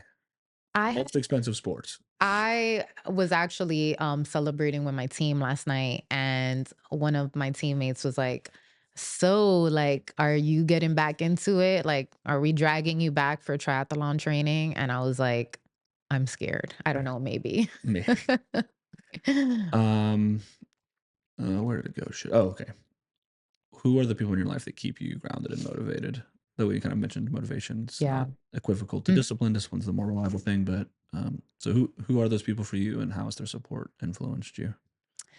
My best friends, I have the best tribe, like, oh my gosh. And I'm so blessed. I say it all the time. I have so many great people in my life that I feel like just understand me. Hmm. They may not understand what I'm doing, right? Yeah, Or why I'm doing it, but they respect me and they respect the grit that it takes to do it. And like, I think that just is such a big form of love. hmm, And they're the ones who really keep me grounded. My boyfriend too. Like, I literally wouldn't have been able to get through this grieving process or this training process without him. Like, that love that he showed me, it's just truly unmatched. Like, really, like, when you're with someone and they see you at your lowest and they're able to bring you to a higher place and, like, take you out from under, like, yeah, that's fucking love. And so, and then, like, my family too, like my mom and my dad, like, they really do help ground me as well. Like, they're the perfect balance. And just being able, especially, like, through grief, being able to have people who are going through the same thing yeah, as you, and being able to talk to them about it. Like, we all feel different things because we all had a different relationship with my brother, yeah, but we can still go to each other. Like, there's nobody who understands my pain like my mom and my dad yeah, does. definitely. And it sucks that that's the situation, but they're the only other people that know my brother as well as I did, and kind of Yeah, saw the both of us growing up. So I feel definitely. like that helps a lot. And at the end of the day, I just have a lot of people who are gonna support the crazy shit that I do. A lot of people, all my friends are like, "When are you gonna sit down?" And I'm like, "Never." And you're gonna come to another race to support. So thanks. And that's awesome. No, it's good to have those kind of people around you. I think Yeah. I've I've learned prolifically that it's one of the most important things to have is like not even a lot, but just a few really good people Yeah. around you who support you, like you said, and give you that respect and that belief and that love to you can really completely alter the way you navigate life. And you learn how to you know who's there for you during really hard times. And I think that just brings out a different type of like love and respect that of like your relationship that you have with people. Like I'm pretty sure you felt that way too. Like when you lost your dad, it's like Mhm. you really start to see like who's there for you because like friends are really not going to understand like what a loss is. Like Mhm. they're not the ones who go through it, but it's about like what they do to support you through these times that I feel like are so impactful. And like I'm so grateful that I have my tribe. Like I always say like what got me here is asking for help, Mhm. leaning on the people who want to help heal me and love me, and support me. Yeah. And like that's a big thing, especially as someone, you know, who's like hyper independent and like all of these things, like, or as a man, like it's so hard to seek these things when you ask for help and you allow people to love on you. Oh my God, Yeah. it's like the most beautiful thing. I agree. Yeah. I think the only thing I'll challenge you on there is that I think you find out who the closest people are to you when you win. Ooh, you know what? I kind of agree with that too, because there's a lot of haters here. Yeah. Like, Like, some people be I'm here like talking super New York. Some people be like, some people, some people get really upset, like seeing you achieve yeah. things. Yeah, It's not always who you can call yeah, when things are hard. It's who can you call? that's Who true. do you call when things go really well? Edit. Nah, just kidding. No, like, who it's No, like, thank you for challenging me on yeah. that. Yeah, absolutely. As for You're me, I very, think that's been yeah.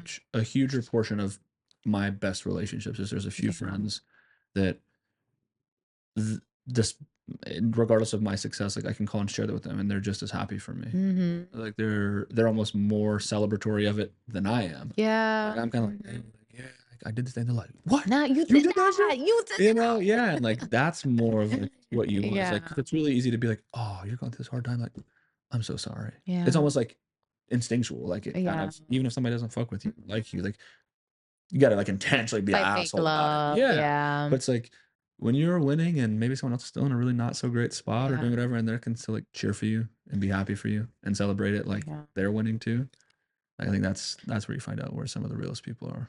Yeah, you know, I have to agree with you on that because I did notice that a lot. Like, I feel like I don't want to say fake love, but like, or like people were on the bandwagon, but like sometimes like Yeah. it does feel like that. Like when you're going through a loss, like my brother was very well known. Like we had the same group of friends and, Yeah, yeah. you know, like he had like a big following on Instagram and like all of these things. And I think like through his journey, like of like cancer and stuff like that, he inspired so many people. So when he passed away, like abruptly, I feel like people kind of just like latched on, like, you know, kind of like, oh yeah, like this is another moment. Like a lot of people that were there, like feeling bad or saying like my condolences and all of these things, I'm here for you, blah, blah, are like nowhere to be found now, you know? Exactly. Or they'll pop up like here and there, like, oh, you did this and you did that. And it's like, girl, bye. Like, I don't need you now. Um, but I will say one of the best feelings though is like being able to see those friends that are there just for the whole entire journey Yeah. and with the same like, you know, like presence Yeah. through the same, like through the lows and the highs. And Mhm. like I will say that I'm so blessed to have that. I mean, I had to cut some people out Yeah. and like make it that, but I'm glad that at my core, like I have a good like 10 people that, you know, which Yeah. is a lot. That is a Like lot. That's a shit. lot. Damn. No, I'm blessed. I Yeah, have no definitely. complaints. Um, looking back at everything you've been through now, what is something or some advice you would give to a younger version of yourself? Mm, that she's gonna be okay. I think everything is gonna work itself out at the end of the day. I think it's like it's so hard to like trust the unknown. Mhm. Because it's scary. It's like super scary to navigate this life and feel everything that you feel, like feel pain and feel sadness and happiness and all of these things and just not know the certainty of things. It's really hard to trust the process. And I feel like even through this training, right? Like getting injured and then being like, damn, I haven't ran in 3 weeks. How am I doing a marathon? And then it's like, I did it. Like, it's really trusting the process of everything's going to work out. Like, if you believe that things will work out, they absolutely will. And um, just like being Mhm. kind to myself and like reminding myself, like, I'm so proud of you. Like I tell little me all the time, like, I'm so proud of you. And I know you're so proud of big me right now. Um, because we're so hard on ourselves, like all the time. Mhm. And it's just like reminding, like, hey, you did great today. You showed up. Like you Yeah. had an option to stay in bed and cry. Because like, right, like grieving doesn't end. Yeah. Like life, like going through hard shit in life does't end, right? I mean, it'll maybe get some breaks, but Yeah. things just don't stop. Yeah. And so it's just like, well, look, you chose you once again. Yeah. You're so like whatever that looked like, whether it was just getting out of bed and like brushing your hair, or Yeah. like getting out of bed and going to the gym, or getting out of bed and running a marathon, like whatever it is, it's like you did something for yourself and you chose yourself today. Yeah. And I would just remind her of that, like everything's gonna be great. And Yeah. like future me, I tell her like you're gonna be rich one day. You'll see. I like that. I think it's good to give yourself those moments to be uncertain, Yeah. to be unsure, to not be so confident, like we said earlier, in the present moment of things. Like, how am I going to do this? Like, I don't know, but I know I'm going to just figure it out. Imma figure it Yeah. out. And it's like because, Trusting yourself to figure it out is so important. and I think if you really look at any like younger version of yourself, I have done this a lot, and I realized that like that's kind of the core of what's always been there. It's Mhm. like there was unknowns then, there was Oh my god, uncertainties then. yes. And it's just like, hey, we're gonna figure it out. Yeah. And maybe I didn't have that much confidence or firmness in the way I said it, but Mhm. like that internally was the It was idea. always there. Yeah, we're just gonna figure it out. She always knew and he always knew what to Yeah, do. Yeah. It's so that's so beautiful. No, for yeah, sure. So proud of little us. yeah, definitely, They're proud of us now. definitely. What impacts do you hope to leave on others through sharing your story and experiences? Um, repeat it one more time so I could like You're good. find a there's so much. What impact do you hope to leave on others through sharing your story and experiences? Um, I think it's just like there's so much. I'm trying to think. I want to write a book. Uh, honestly, hard. Hold on, I gotta think about this one. I saw all of these questions and I was just like, okay, I like had something for like a mental note for each one. I don't know. I think for me, I just want the impact that I want to leave is just like everything's just gonna be okay. Like you're gonna go through hard times. Like a lot of just like what I would tell like my inner child, Hmm. And like hard times don't last. Like they really don't. I No. know that a lot of times like you go through some hard ass shit and you just feel like you're never gonna come out from the other side of it. Hmm. And like there are some people who don't, right? Yeah. Because they choose to stay there. But like Yeah. you are the creator of your life Yeah. and you have the option to take whatever is happening to you and make something out of it. Like your circumstances do not define you. And I Yeah. think that is like what I would want people to like know, like, yeah, it fucking sucks that like I lost my brother. Mhm. Fucking sucks that I found my brother, like all of these things. Like I wouldn't wish what I went through on anybody, but like, am I gonna sit here and just cry about it all the Yeah. time? Just Let that be the reason that yeah, like you never do anything I again. never do anything or like please feel sorry for me. Like Hmm. people die every day, right? Like unfortunately, Yeah. like and this isn't going to be the first loss that I go through in my life. Yeah. Like Or the last one. or the last. Yeah, it's not the first, it's not the last one. I'm going to feel these things again and Yeah. it's all about like learning from these experiences. Like I say oftentimes like everything that I have experienced from this loss has helped me to be able to navigate whatever is up ahead. Yeah. And I have no doubt that I'm capable for whatever comes my way. And I'm not scared of it either. Like Mhm. I have felt what to me has felt like the worst thing in my life. Like Yeah. I've never felt pain like this in my life. And I'm not scared of feeling it again. And I'm not scared of whatever is to come because I know I have the tools needed to get through it, to get Yeah. through whatever comes my way. And I often think that, that's just what I would want to remind people like you have the tools to get through things and everything is going to work out and tough times do not last like as long as you allow yourself to move through it. I agree. Yeah. I think that, yeah, just like you said, being able to accept that it's all gonna be okay. Like in the end, it'll all Yeah. be okay. It will If it's all not be okay. okay, then it's not the end, Mhm. right? Like these emotions, whether they're good or bad or indifferent, they're all just temporary. Yeah. The peak of your joy that you felt after running the race, like it goes away. Mhm. Just like the pain that you feel at mile 19 goes away. It goes yeah. Right. And like it doesn't mean you'll never feel it again. Like you'll feel it in other ways. For Right. another And ways, yeah. that joy you'll feel in other ways too. But Mhm. just like realizing that mm, these things are all just gonna come and go. Yeah. And then Allowing yourself to like reinvent yourself too, mhm, like through everything that you experience, I feel like is so important as well. definitely. Yeah. Yeah, I I think like what it's a question I kind of ask myself a lot. It's like what am I trying to really give back to other people? It's Mhm. just that the ability to understand that we all are navigating like a similar life to some extent. And for You the know? first time. Yeah. For the first time. It's Yeah. all new to all of us. It's all new. That There's no manual.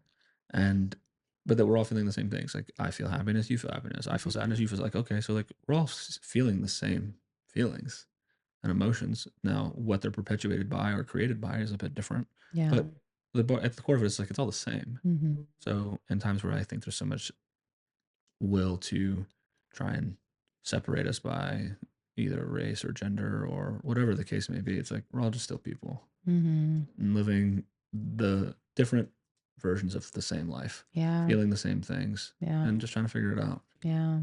So, just trying to create a quality brand of ideas and truth for people to be able to relate to by Yeah. sharing stories that we all can somehow like tie to. Like you're not the only person who's lost a sibling, Mhm. right? So someone can hear that and go like, "Oh shit, I'm not alone." Like someone else is feeling those things. Yeah. I looked up to my brother too. Like, oh shit, like Yeah. wow, I think that's such a good point, like reminding each other that we're not alone. Like we could really lean on each other. Cause I think oftentimes in this world, I mean, like even just living in New York, right? It's just like you on your own, yeah, like figure it out. And like even with the Wish You Were Here campaign, I think that really opened my eyes of like, wow, there's a whole world of people who have experienced the things that I've mhm, experienced. And like, yeah, it looks different, yeah. right? But at the core, it's all the same. But at the core, it's like you feel my Yeah, pain and you understand. Like we don't need to say much. It's just that connection. Like when yeah, you meet someone else who's grieving, you're like, yeah, we're here. same. Right? Like we're here. You get it. Yeah, And it's just like you're not alone. All you need to do is like reach out. mhm, Um, and like don't be scared to reach out. yeah. Yeah. That doesn't make you less, No. you know. And like that's what they're there for. Yeah. I told my friend this. I said, if you don't call me when you're struggling or when things are hard for you, you're stripping me of the ability to be your friend. Oh, that's so You know, like beautiful. Yeah. it's not you bothering me. Like, Yeah. you're not even letting me be your friend now. Yeah. So don't That's think of it as like, oh, beautiful. I don't want to bother him. Like, It's never a bother. yeah, like I chose to be your friend. Don't take that away from me. I didn't even get to choose that. Mm-hmm. It's not like I said, hey, no, I can't talk to you. Mm-hmm. Like that's your Yeah. stuff. That's your internal dialogue. I'm not going, hey, like I'm too busy. Yeah. Like allow me to be what I chose to be, which is your Mhm. friend. So if Mhm. you ever feel like you're too much or you're annoying me or anything, it's like, no, like, let me be what I said I wanted to be, which Yeah. was your friend. Mhm. That's beautiful. Don't take that away from me. That's So if you beautiful. need like a way to try and alter that perspective to yourself, if you're someone who feels like, oh, I don't want to burden someone, it's like, well, you're making that choice for them. Yeah, let people help you. Yeah. Let people nurture you, take care of you. Yeah. Like I know it feels so foreign and it feels so hard, but like it's so important. It's so important. Cuz Definitely. like I mean, even if you think back to like ancient times, right? Like no one was doing things by themselves. When Yeah. they say like it takes a village, it actually does, you Yeah. know. And like there's people who do want to help if you just allow them to. And that's what love is. It's us navigating through this crazy ass life and just pouring into each other. We're all Definitely. mirrors. Like we all mirror each other, whether it's Yeah. the shadow version or the light version of us, but we're all mirrors to each other and we can all learn from each other. Agreed. Mm-hmm. If you could share like a quote or like a piece of knowledge or something that you would want other people to be able to have, what would it be?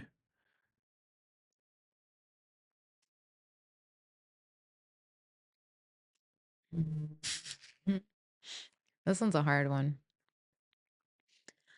I'll relate it just to what we were talking about earlier on, but you don't lack motivation, you lack discipline. Yeah. Like get your ass up. Yeah. Just do the hard Just things. do the hard things. They're worth it. They are. They're so worth it. That's where growth happens. You don't stay in your comfort zone. Nothing happens there Yeah. at You know what all. happens there. Yeah. Nothing. You stay. Yeah. Yeah. You just stay You the know same. exactly where you are. There's nothing scarier than looking back on your life and realizing you've made no progress and you're Yeah. the same person. That's like the real haunted house right there. Totally. So it's like reminding yourself, like, you're not going to feel motivated every single day, but you have to be disciplined Yeah. in anything that you do. The best things in life that you want to obtain are probably like the hardest things that you Yeah. have to, you know, Mhm. the hardest processes in order Yeah. to get there, but they're fulfilling because they teach you about yourself Yeah. and they create discipline, which is like the most important thing. Oh, excuse me. That was No, nice. I agree that like a lot of people have asked me like, how do I train the way like you're always showing up to the gym, you always going to runs, just like I do that. I don't always want to. Yeah, I Like have after a to. long day of work or this and that, like I'm the last thing I'm gonna do is like, oh, I gotta go home and run 7 miles tonight. After I go to the gym too. Yeah. Like, I do all these things and like that's still there's 4 hours left in my day and I have all this left to do. Um, so no, I don't want to do that. I'd Yeah. love to just go home and like not care and put my feet up, but I know that what I want later is going to require the cost of that right now. And I would say the things that like feel that they're costing you the most right now are the things that pay you the most later. Mm-hmm. Right? Like you never feel bad eating the donut. Yeah. In the moment, you're like, oh, so good. Yeah. But then all day you're like, fuck, I hate the donut. Fuck. Oh, yeah. But you never want to go to the gym Mhm. or run. But after you do it, you're always like, I You fucking never did regret that. a workout. Yeah. We don't, unless you get injured, God Right. forbid. But like, you never But regret. then even in that, like maybe Yeah. you were doing it wrong, so you had to learn. Yeah. Oh, thank you for that perspective. Absolutely. Yeah. I had a shoulder injury a few years ago that I was like, why? Like, why me? Why the fuck right now? But then, like, really what I did was it showed me how incorrectly I was doing things and that if I kept doing them, it was just going to be progressively worse. And so in that time, I learned, like, okay, well, that's wrong. This is what I shouldn't do. So let me fix this. And now I can, like, continue to, now I'm even stronger because of that. And also the importance of rest, because we don't give that enough to ourselves. Like Yeah. injuries will teach us to chill the fuck out and to slow down. And that is so important because when we slow down, we're able to feel everything that we need to feel and reflect. So I think another thing that I would also say is like choose yourself Mhm. when it's hard, when it's easy, you know, both times, because you're gonna like learn so much about yourself, like especially when it's hard. Mhm. Like when you don't want to like disappoint a friend, don't be scared of disappointing people. That's Yeah. not your job to make people proud. It's your job to make yourself proud. Mhm. And you do that by choosing yourself. Yeah. You're never gonna regret choosing yourself over anything. Like Mhm. you are your number one priority all the time. Like everybody's not living this life for you, you know? Yeah. Like you're the one who has to like make these choices. So have boundaries and choose yourself. Like, man, because Mine is one I heard last week. Um, and it was pretty powerful. It sat with me. And I've said it a lot in the last week to people. So if you've heard it already, I'm not that sorry. But it says enjoy the traffic. mm, Enjoy the fact that for some reason you can't get somewhere as fast as you want to. yeah. You have this to use this moment of being slowed down to reflect, Slow to down. assess and see, are we still going in the direction we want? Yeah. Is everything okay? Or is there something that we're ignoring because we Yeah. are moving so fast? Mm-hmm. Instead of complaining about like, oh, I need to be here. Then your mentality, I gotta get there fast. It's like, yeah, but what can you get from the traffic? Like, Mm-hmm. you can't control it. So appreciate it, and Yeah. look at what it's giving you the opportunity to do. It's giving you the opportunity to just like reflect in that moment and make sure everything's still good. All the systems are still working right. Nothing's out of whack. Like this is your time to make sure that everything's still okay. Is Mhm. this still really what we want to go? Is Mhm. this still where we want, like what we want to achieve? So just appreciate the traffic Yeah. instead of complaining about it. Again, it's easy to just be like, oh fuck, I need to get here by X time. Like, yeah, but like what can you do with this traffic? Mhm. Yeah. So take time to appreciate it. That's so real. I felt that a lot during when I got injured. 3 weeks out. At first I was spiraling, like, how dare my body betray me? Mm-hmm. And I'm so upset because what am I gonna do? Like, what do you mean I've gotten this far and now I'm injured? Three weeks away. Um, but slowing down was so essential because I had been on go for 8 months straight Yeah. and I didn't have a time to sit with myself to reflect. Yeah. It's kind of like I was just going to the next thing and the next thing and the next thing Mm-hmm. and not appreciating everything that my body had done for me Yeah. prior. So I it's was like, just like, I'm gonna sit you down. like, just power more, right? Like, and it was like, no, like, actually, you're gonna sit down and give me a break Yeah. because I need a break. Yeah. And being kind to my body and realizing, like, oh shit, like, let's just enjoy this moment of not doing, Yeah. just being. Definitely. And it taught me so much because I kid you not, I wouldn't have been able to enjoy the parts of the marathon that I actually remember before I blacked out. I wouldn't have enjoyed it as much if I didn't get injured. And I'm so thankful for that injury, for Yeah. slowing me down and for taking Definitely. a break to realize, like, wow, this vessel of mine is incredible. The way that the human body can just do all of these things. Like, I'm so proud of her. And I didn't care about a time. I just cared about being able to do something that I feel like I never thought I could do. And when you're able to just like slow down and really like hone in on how you feel and reflect, Yeah. it's so great. It's so Definitely. needed. I agree. Well, I appreciate you for making this time today Hmm. and chatting with me and for having the hard conversation, talking Yeah. about things that are always maybe what people want to talk about. Mhm. Thank you. But well, thank you everyone, and I hope you enjoy it.